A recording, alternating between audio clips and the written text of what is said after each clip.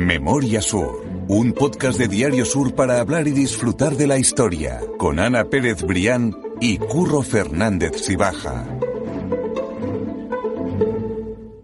Hola Ana, ¿qué tal? Hola Curro, buenos días. Estamos encarando el final de la primera temporada. Estamos todavía pensando y maquinando qué cosas añadir en esta segunda temporada. Tenemos algunas en mente que yo creo que van a gustar. Exactamente, que son sorpresas todavía. Y lo que queremos es seguir invitando a la gente, como decíamos hace un par de semanas, a que nos comenten, que nos escriban, que nos sigan apoyando, que sigan diciendo que nos escuchan y que disfrutan haciéndolo. Y que nos den ideas. Que Eso es. Muchas de las ideas que surgen de este podcast o de los artículos históricos que publicó en Sur surgen efectivamente de eso que te llega, ¿no? Del otro lado. No, pues sí, que Así nos que digan, siempre de agradecer, sí. que nos digan qué cosas quieren escuchar, ya sean historias o ideas que tengan, que nosotros encantados, que estamos justo dispuestos y perfilando que va a ser la siguiente temporada. Así que Totalmente. Estamos abiertos a propuestas. Hoy vamos a hablar, como decía al final del capítulo de la semana pasada, de un tema que tengo muchas ganas, porque vamos a hablar de mi barrio, Ana. Y del mío. Entonces tenemos que yo tengo ganas de contarlo. De hecho, esta historia. este podcast se hace desde aquí. Exactamente, se hace nuestro estudio de grabación está en el Limonar. En el corazón del barrio. Exactamente, está en el Limonar.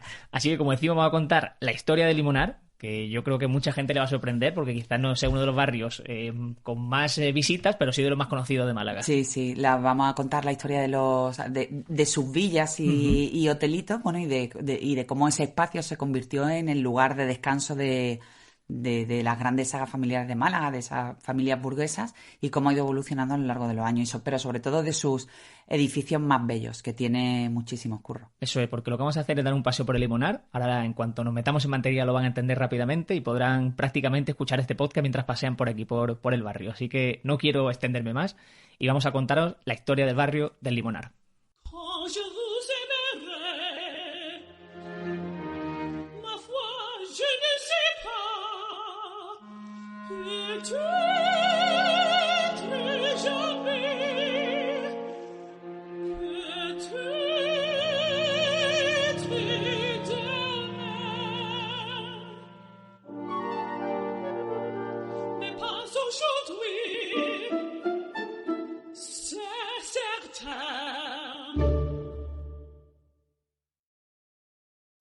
Como esto sé que lo escucha gente, Ana, que no es de Málaga, porque la novia de un amigo, Ana, que es tocaya, además tuya, me dice que es de Madrid, que está escuchando el podcast y que está interesadísima, porque está descubriendo Málaga. Pero muchísima gente de fuera, sí, que yo está estoy descubriendo sorprendida. Málaga. Sí. Sorprende y lo agradecemos. Entonces, como decía, como hay gente que está descubriendo Málaga, no nos vamos a engañar y vamos a decir que el barrio de Limonar tiene la fama de ser el barrio pijo de Málaga. Sí. O sea, que tenemos que aclararlo y quizás con la historia que vamos a contar se va a entender por qué tiene esa fama. Claro, efectivamente. Fama de barrio pijo de Málaga precisamente por la historia que arrastra esta parte de Málaga Este, ¿no? Que rápidamente se convirtió, siempre hemos hablado mucho de ese esplendor industrial, económico de la Málaga de finales del siglo XIX.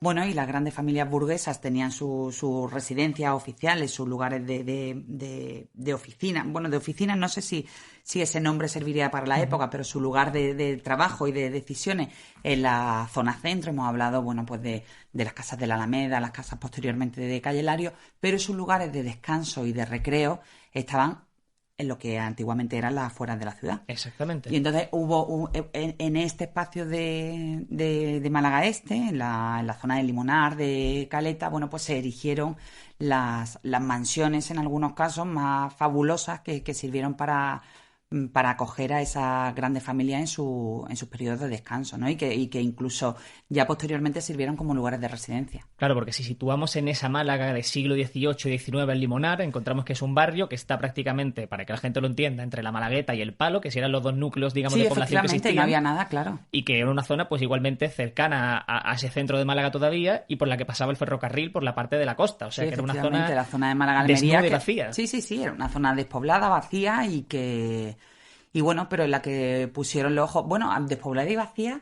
Curro, y no hace, y hasta no hace tanto, o sea, porque yo tengo 45 años, lo voy a decir, no tengo ningún problema en decirlo. Y yo me acuerdo que yo me mudé al Limonar con 3 y yo vivía en el campo. Sí. O sea, nosotros vivíamos en uno de los primeros edificios posteriores, lógicamente. Estamos hablando, el paseo histórico va a ser por la parte de abajo, por el paseo por la zona Limonar. más clásica, digamos. Claro, el paseo Limonar y el paseo Miramar. pero los bordes de toda esa zona eran campos. Entonces yo perfectamente me acuerdo de pequeña que no había absolutamente ninguna construcción, que hoy casi no hay ningún espacio libre y que no hemos tenido que ir al otro lado de la autovía. Bueno, al otro lado de la autovía no, a la zona de la autovía, para construir, pero era campo. No, absolutamente. Yo, para que la gente se haga una idea, mis padres vinieron al Limonar en el 89 y la zona de Pinos del Limonar, que es la que está situada más cerca de la autovía, me dicen que no existía. O sea, ahí hacíamos paellas los domingos con los vecinos de nuestro bloque, pues nos íbamos al campo y hacíamos las paellas pues, por la zona donde hoy están los Pinos del Limonar, incluso por la zona de la autovía y la zona de la Minilla, que está por la parte del mayorazgo. Exactamente, así que más allá de esas villas por las que vamos a hablar, sabemos que también hay una zona más residencial que es que lleva existiendo apenas hace 50 años, 40, 50 años. Muy nueva. Es curioso cuanto menos. Pero como decimos, vamos a dar ese paseo por el Limonar, literalmente por la zona más clásica, que son las zonas del Paseo del Limonar, Paseo de Miramar, que son dos paralelas. Y nosotros lo que vamos a hacer es empezar este paseo. Que por cierto, Curro, voy a hacer una apreciación porque la gente se lía y si la gente no está muy acostumbrada a venir por aquí, siempre preguntan. El Paseo del Miramar sube. Eso es. Y el Paseo del Limonar baja. Eso es. Oye, que lo pregunta mucha gente. No, que lo pregunta mucha gente y que ahora lo va a entender perfectamente porque vamos a hacer el recorrido, como digo, prácticamente para que vayan con auriculares y vayan paseando a medida que nos escuchan. Como decimos, salimos desde el Parque San Antonio, que es un hospital que todo el mundo conoce hoy y que, aunque no lo parezca, a día de hoy por la estructura y la arquitectura que tiene, va de la mano del edificio que tiene justo al lado, que se llama Villa Onieva. ¿Qué es lo que le asemeja a estos dos edificios? Pues mira, eso, bueno, hay que tener en cuenta que ya el Parque San Antonio no tiene nada que ver con la construcción original, porque además, de hecho, ha tenido una remodelación bastante importante muy reciente. Pero antiguamente fueron levantados el Hospital Parque San Antonio y Villa Onieva, que es el palacete que hay justo en la esquina, ya con calle Pintor Sorolla. Fueron levantadas como edificaciones gemelas. Pues fueron mandadas a construir por José Vilches-Schell y el Parque San Antonio eran, como te digo, construcciones gemelas, y el Parque San Antonio en su parte de la derecha tenía una torre para respetar ese sentido de la estética con su casa gemela que fue Villa Onieva.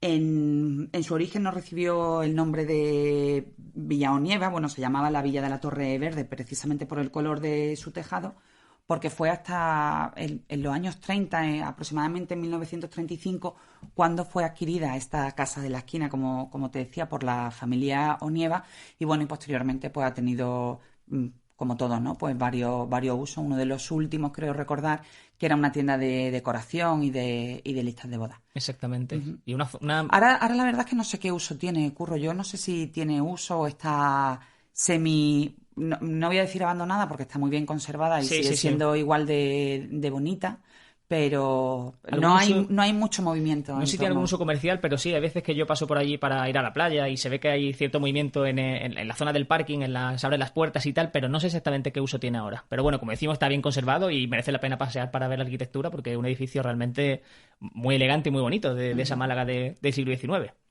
Si seguimos andando por esa misma acera, pero ahora lo hacemos en dirección al centro, nos vamos a encontrar con lo que es la subdelegación del gobierno en Málaga, que es un edificio también espectacular, o que a mí por lo menos me encanta. Es que esa misma arquitectura de la Málaga del 19 me parece muy Vamos muy a ver, es que hay que tener en cuenta también, Curro, que cuando siempre hemos hablado de la maravilla de calles, como por ejemplo la Alameda o Calle Lario, ligados a los proyectos arquitectónicos de los mejores arquitectos de la época. En Calle Lario hemos hablado de Eduardo Strachan, hemos hablado de muchísimas figuras que fueron determinantes en la construcción de la Málaga, que además se conserva muy bien.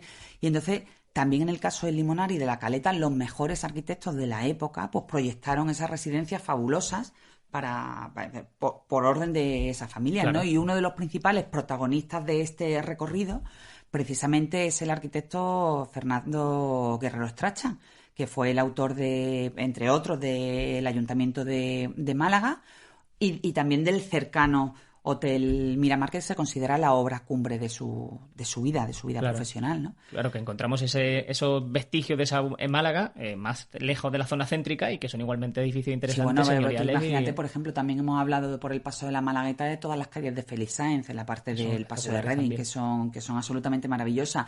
Pero por no perder mucho el hilo, efectivamente me hablabas del Hotel Caleta Palace, que es la actual sede de la subdelegación del gobierno. También, por ejemplo, ha sido centro de salud, pero su época de esplendor tiene que ver con la actividad hotelera. Su primera denominación a principios de siglo, estamos hablando de 1901, fue la venta de San Epifanio, e incluso como lujos de la época incorporó un teatro al aire libre en los jardines para atraer más clientela en verano. Su gran remodelación y su época de esplendor tuvo lugar en el año 1919, precisamente a cargo de Fernando Guerrero Strachan, que unos años después, creo que en el año 1926, construiría el Hotel Miramar, el Gran Hotel Miramar, a unos metros de allí, a pocos metros.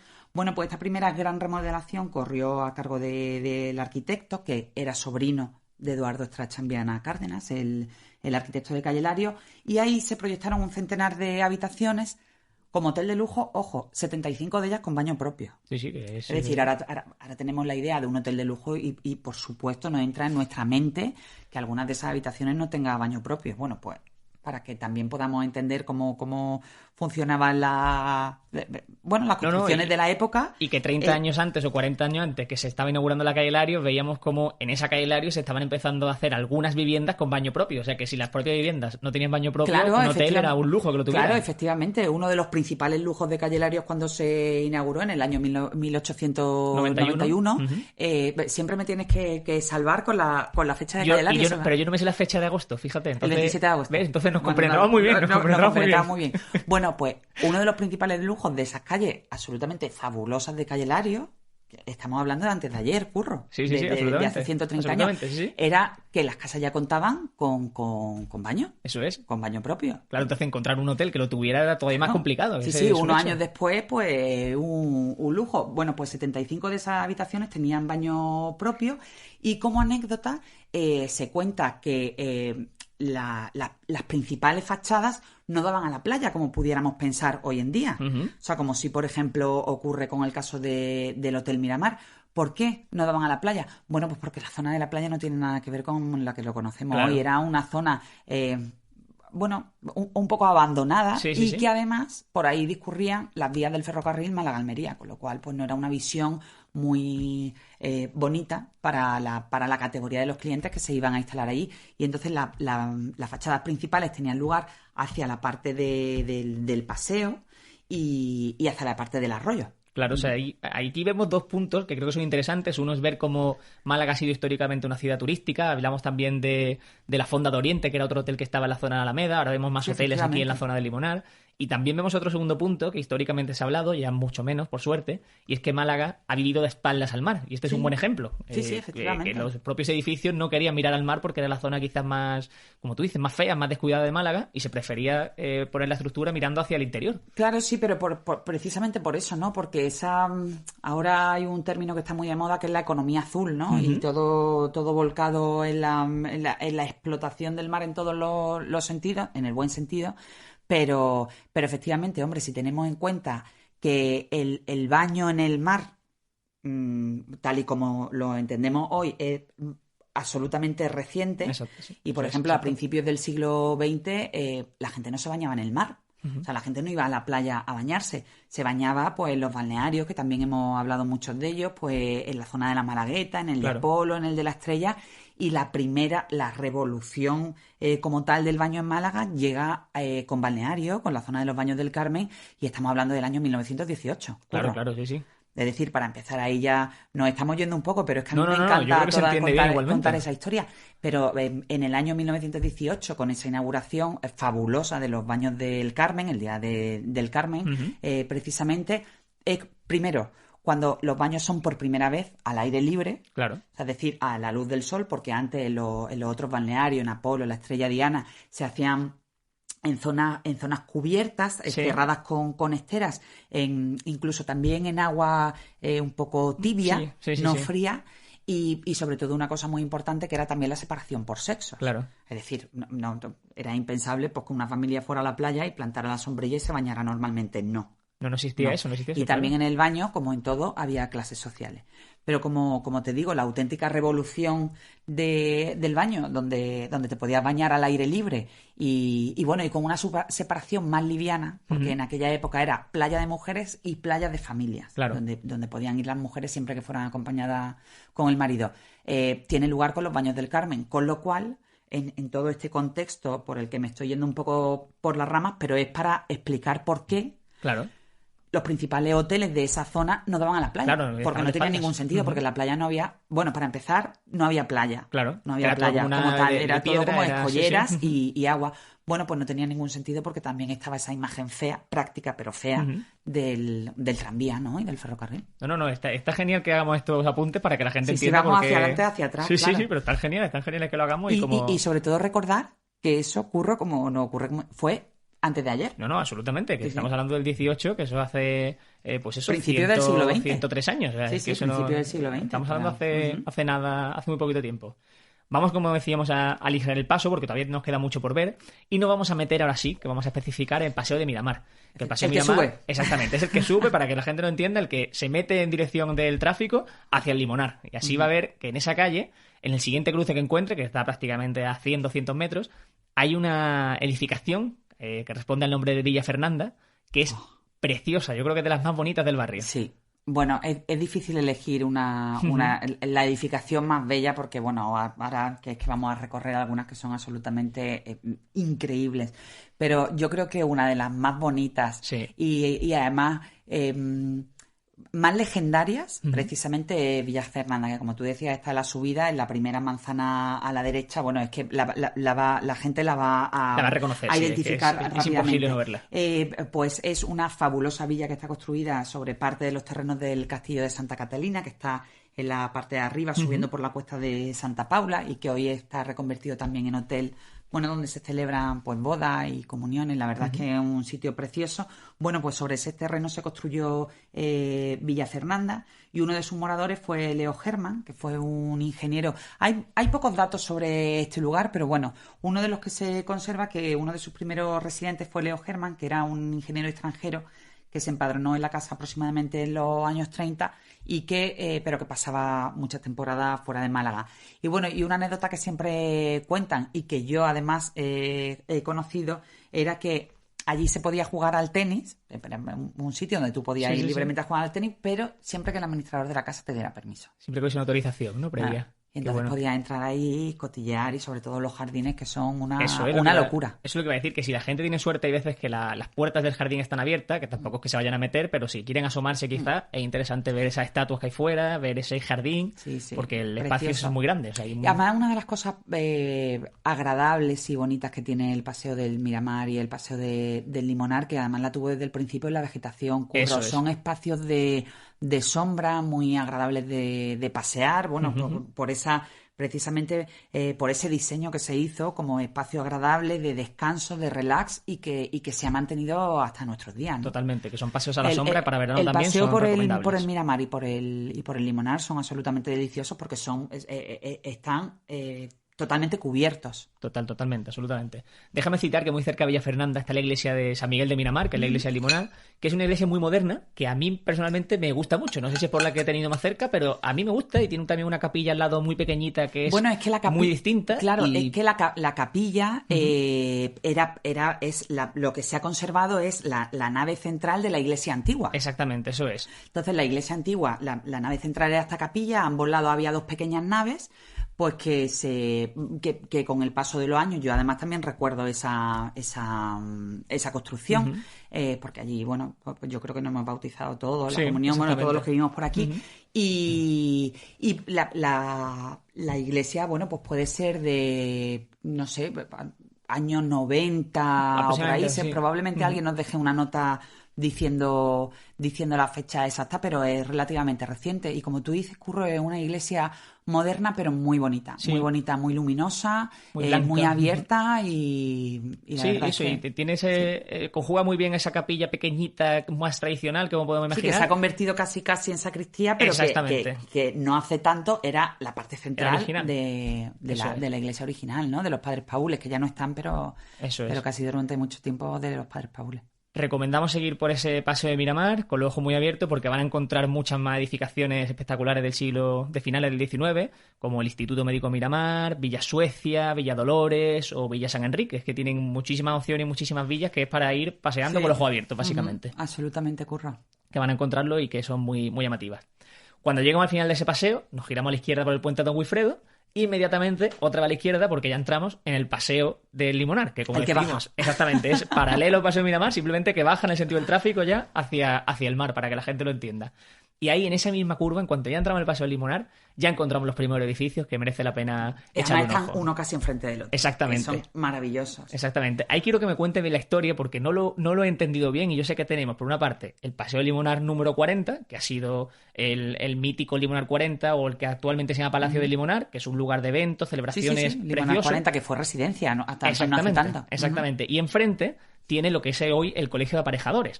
Pero no sé exactamente qué liga un edificio con otro que están uno frente al otro. Bueno, nada, la casualidad en el callejero, el Colegio de Aparejadores, que hoy es la sede del Colegio de Aparejadores y Arquitectos Técnicos, y además la gente muchas veces se hace un lío, porque en el Limonar están los dos. El Colegio de Arquitectos, eso es, que también hablaremos al final que de este está en la podcast. zona de Las Palmeras, y el Colegio de Aparejadores y Arquitectos Técnicos, eso es, que son dos profesiones del mismo gremio, pero sí, diferente, y cada uno tiene su colegio oficial, y casualmente los dos están en la zona de 100-200 metros uno del otro. Bueno, pues vamos a hablar específicamente del Colegio de Aparejadores, que es precioso. Muy bonito. Que además, hasta que empezó la pandemia tenía una agenda cultural absolutamente intensa, porque tiene unos jardines preciosos que se disfrutan. Ahí, por ejemplo, yo recuerdo haber ido a cubrir con el periódico un montón de veces conferencias o el pregón taurino, conciertos de todo tipo. Es decir, que es un lugar muy vivido y muy elegante. Y muy elegante, además, ¿no? Entonces, bueno, pues el Colegio de Aparejadores, lógicamente, no fue construido como Colegio de Aparejadores, ha sido el último uso y más reciente. En concreto fue mandado a construir por el político Francisco Bergamín, con una gran variedad de estilos. Es verdad que si tú te sitúas en la puerta hay como mucha mezcla.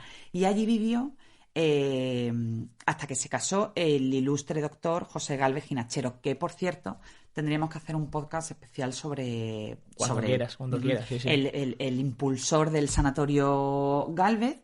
Y bueno, pues esta residencia en concreto fue su residencia de soltero, mantuvo la casa de cuando se casó, ahí nacieron sus 3 hijos, pero finalmente él tuvo, antes de abrir el sanatorio Gálvez, que todo probablemente lo tengamos en la cabeza, en calle Cister, justo a la espalda de la catedral, que coincide casi con el patio de Los Naranjos. Bueno, pues el doctor Gálvez Ginachero proyectó poner su clínica precisamente en este edificio, en el Colegio de Aparejadores. Finalmente ese proyecto no cuajó, él abrió su clínica en la zona del centro de Málaga, pero sin embargo sí mantendría ese uso sanitario, porque la clínica fue el sanatorio del doctor Bustamante, que también muy conocido porque, bueno, su familia, mucha de su familia sigue viviendo también en el barrio, que a partir del año 1925 le dio ese uso hospitalario y clínico, y que incluso dedicó una parte del edificio a maternidad. Exactamente, sí, porque eso te iba a decir, y hasta hace poco, porque mis hermanos, que son incluso más jóvenes que tú, 2 de ellos han nacido allí, o sea que también ¿Han nacido allí? Han nacido allí además, o sea que hasta hace relativamente poco también ha habido cientos de malagueños que ahora han nacido en la clínica del doctor Bustamante, o sea que pues un lugar precioso para nacer. Sí, desde luego que es un lugar privilegiado. Enfrente, como decíamos, tenemos ese número 40, que es hoy el Palacio del Limonar, que igualmente recomiendo a la gente que si tiene la suerte de que la puerta está abierta, va a haber igual un jardín enorme, un edificio de fondo que es precioso y que también merece la pena pues fijarse en la arquitectura y pasear por allí tranquilamente. Sí, allí se han hecho también, decía que en el Colegio de Aparejadores se han hecho muchos eventos, pero también en el Limonar 40, bueno, de hecho es uno de los lugares de referencia. Estábamos hablando antes del Castillo de Santa Catalina, también en Limonar 40, bueno, pues se hacen bodas, todo tipo de celebraciones. Yo recuerdo incluso haber ido allí a alguna fiesta del Festival de Cine. Alguna fiesta de inauguración o de clausura se ha hecho allí, la verdad es que... Sí, si no me equivoco, la gala de los Goya que se celebró en Málaga, la primera, cuando todavía no había confinamiento, creo que la fiesta después de los Goya se hizo ahí en el Limonar 40. Sí, fue en el Limonar 40. Me hizo ilusión ver a tantos famosos allí, ¿sabes? Bajando por nuestra calle. Exactamente, por nuestra calle, estamos allí. Nosotros, no nos invitaron a Ana todavía. No. Para la próxima estamos seguros invitados. Si seguimos por esa calle de Paseo del Limonar, vamos a llegar al Colegio Limonar. ¿A tu colegio? A mi colegio, exactamente. Y es un colegio privilegiado también, porque tiene un jardín excepcional que está protegido, e incluso los propios alumnos no hemos hecho tantas cosas allí como nos gustarían, en el sentido de aprovecharlo. Lo tenéis para ocasiones Exactamente, para ocasiones especiales, pero me refiero a eso, a que es cierto que al ser un lugar protegido tampoco tiene un uso escolar, y que tiene también una de esas edificaciones, que es la Secretaría del Centro, pero que es un edificio precioso del siglo XIX de Málaga. Efectivamente, y que esa parte antigua del precioso edificio, pues se reserva la parte administrativa, ¿no?, de Secretaría, y bueno, ya hay una construcción posterior que es la que ocupa toda la parte de colegio, aula y el próximo colegio. Pero efectivamente también es uno de esos edificios de parada obligada. Además, esos jardines y ese edificio se puede ver muy bien porque está a pie de calle. No son muros, son rejas, con lo cual, bueno, pues te puedes parar y lo puedes contemplar y la gente probablemente va a disfrutar de la belleza de los jardines. El colegio fue posterior, o sea, el colegio cumplió hace relativamente poco los 50 años. Sí, tendrá ahora quizá unos 55, 56, por ahí. Pero la construcción tiene 120 años ya casi, y la encargada de poner en marcha el colegio, o sea, es decir, el uso académico, fue Conchita Álvarez Net, que además fue cónsul de Liberia en Málaga, que por cierto, en el Paseo del Limonar hay también, ha habido y sigue habiendo consulados que son absolutamente preciosos. En la parte central de esa bajada por el Paseo del Limonar hay unos cuantos y de verdad que merecen la pena porque son muy bonitos. Pues y era una zona realmente de eso, de consulados, de embajadas, donde también los embajadores tenían el privilegio, o los cónsules tenían el privilegio de vivir, ¿no? De vivir allí, exactamente, absolutamente, sí, así es. No podemos dejar este podcast sin hablar del Colegio de Arquitectos, que tú estabas mencionándolo antes, que está también muy cerquita, y ya sí teníamos que subir más hacia el interior, hacia las Palmeras, pero seguía estando a 100-200 metros, un paseo absolutamente agradable. Se puede subir perfectamente. Y muy cerquita. Y ese Colegio de Arquitectos, que tiene una forma peculiar, porque es casi circular, así que en torno a un jardín, pero que en es un jardín donde hay pavos reales. Eso quería contar. Que además se ven. Eso quería contar. Y se dejan ver, sobre todo. Eso es, porque yo creo que mucha gente no lo sabrá, pero en Málaga tenemos ahí una población de pavos reales que se pueden ver porque es que están por la carretera. De hecho, el otro día yo pasé por allí con el coche y yo tuve que meterme en la acera para bordearlos porque obviamente están protegidos. Claro, están protegidos absolutamente. Normalmente están por el jardín y es delicioso verlo. Sí. Y no hacen nada. Y digo, si alguien quiere verlo, que no se asuste ni mucho menos, que no hacen nada y que son muy llamativos de ver porque no todos los días se ve un pavo real. Un pavo real por la calle. Que tenemos la suerte nosotros de tenerlo aquí cerquita, pero así es. Y ese colegio de arquitectos tiene muchísimas curiosidades, Ana. No sé si quieres contar algunas. Pues sí, efectivamente, fue construido en el año 1924, también por Fernando Guerrero Strachan, que hemos hablado de que fue también el que remodeló el Hotel Caleta Palace, que construyó el Hotel Miramar, el Ayuntamiento de Málaga, es decir, uno de los grandes arquitectos de referencia. También él, en el año 1924, bueno, pues levantó el Colegio de Arquitectos. No siempre ha sido ese su uso, recibió también el nombre de Hacienda del Cónsul, Las Palmeras y el Castillejo. Y este último nombre en concreto se lo puso uno de sus propietarios más conocidos, que fue Tomás Bolín y Gómez de Cádiz, que vivió en el edificio con su mujer y sus 5 hijas. Y bueno, y hay una curiosidad sobre este edificio, que mientras era la residencia de la familia Bolín, entre el año 1937 y 1938, esa familia dejó su casa, dejó el palacio para que Franco y el general Queipo de Llano se alojaran en Málaga cuando la ciudad cambió de mano a favor del bando nacional. Y fue utilizado además también como cuartel general del Estado Mayor para la defensa de Málaga en el año 1937. Eso es. En la Guerra Civil. Sabemos que en ese colegio de arquitectos vivió, por lo tanto, durante un tiempo, se hospedó durante un tiempo tanto Queipo de Llano como Franco. Sí. O sea, que son edificios emblemáticos y que han sido utilizados a nivel nacional, exactamente, que tienen su historia. Que eran referencia. Eso es, que son lugares para poner. Y aparte estamos viendo que en el barrio estamos encontrando muchos nombres históricos de malagueños, pues la familia Bolín, la familia Strachan o Guerrero Strachan, y muchos más nombres de gente que pudo tener aquí una residencia, Galvez Ginachero también. Y los Bustamante. Los Bustamante, exactamente, que son familias históricas de Málaga que están ligadas de una forma u otra al barrio y que siempre es interesante contarlo. Hemos tenido además también la suerte de contar con Jorge Jiménez, que es historiador y uno de los encargados de esos paseos que la empresa Cultopía organiza por el Limonar para conocerlo. Y que además los recomiendo desde aquí porque esos paseos todos son recomendables, pero el de las villas y hotelitos de Limonar, Jorge además es que lo cuenta todo tan bien. Bueno, ahora lo escucharemos, pero pero de verdad que merece muchísimo la pena. Yo tengo muchas ganas de hacerlo porque no lo conozco personalmente y no he hecho ninguno de esos paseos, pero tengo muchísimas ganas de hacerlo y, como digo, hemos hablado con él para que nos cuente algunas curiosidades que seguro que nos van a llamar a todos mucho la atención. Pues una anécdota o un hecho así curioso. Verás, el Hotel Caleta Palace o Hernán Cortés era uno de esos hoteles que empezaron desde lo más bajo. Eso era el Ventorrillo de Epifanio López. Era una casa de comidas que el señor Epifanio en un momento dado le da por poner allí un teatro nocturno en las noches de verano para amenizar. Claro, piensa que en aquella época había radio prácticamente durante el día. Estaba hablando de la década de los 10, de los 20, ya más tarde de los 30, que no había televisión, que era un poquito de radio, la tertulia que pudieses tener con la familia y los amigos y poco más. Entonces le dio inversión de futuro. Lo empieza a agrandar, crea el ala principal de habitaciones, el señor Epifanio, y en ese momento él ya cambia de manos porque el señor Epifanio López lo coge un nuevo propietario y se convierte el hotel al que viene Lorca cuando visita Málaga. Lorca tiene una buena amistad con Vicente Alexandre y viene a Málaga a ese hotel. Ese es el hotel que más le gusta, porque pensemos que Limonar en aquel momento es un lugar, pensemos que aunque es de clase alta, relativamente abierto a nivel de pensamiento, porque viene gente de toda Europa, los habitantes del Limonar son todos gente del exterior, entonces el pensamiento puede ser un poco más abierto para lo que era normal en aquel momento para una persona como Lorca, homosexual, literato, que además había viajado, que era una persona con mundo. Entonces allí se ve que se tenía que sentir a gusto, porque en alguna correspondencia ya se indica que busca preferentemente alojarse en el Hotel Hernán Cortés. O sea que pensemos que el edificio que se conserva no es solo un edificio, sino que es un pasado de esa tradición literaria, de uno de esos personajes esenciales en la literatura de principios del siglo XX español y malagueño. Pues la ruta la tenemos este mes programada para el 25 de julio a las 6:30 de la tarde. Empezaríamos en Villaunieva y daremos un paseíto, unas 2 horitas y algo, 2 horitas y media, y acabaríamos en el Colegio Superior de Arquitectos. Pasaremos por varias de las villas, viendo el exterior, hablando de ellas, y ya sí entraríamos a los jardines del Colegio Superior de Arquitectos. La ruta, la verdad es que la estamos programando ahora mismo casi prácticamente cada mes, mientras las restricciones y la situación nos lo permita.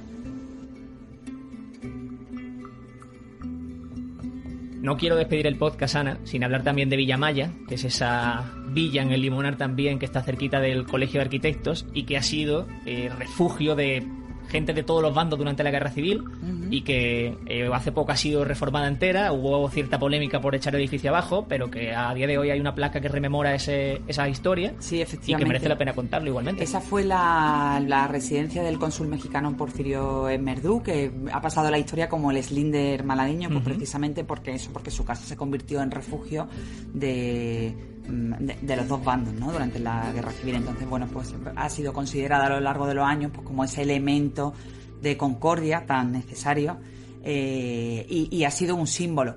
Hubo efectivamente cierta polémica porque la casa fue derribada en el año 2019 para una construcción de otra vivienda.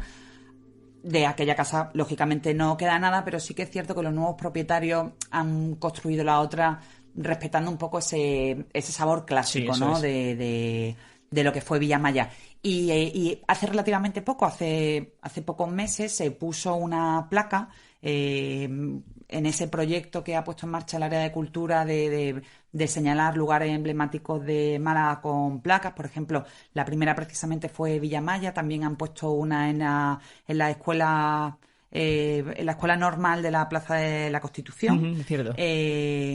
Y también hay otra que fue inaugurada hace relativamente poco, la Malagueta, en el lugar donde hacía su tertulia, en el Vilmore, en el lugar donde hacía su tertulia Rafael Pérez Estrada.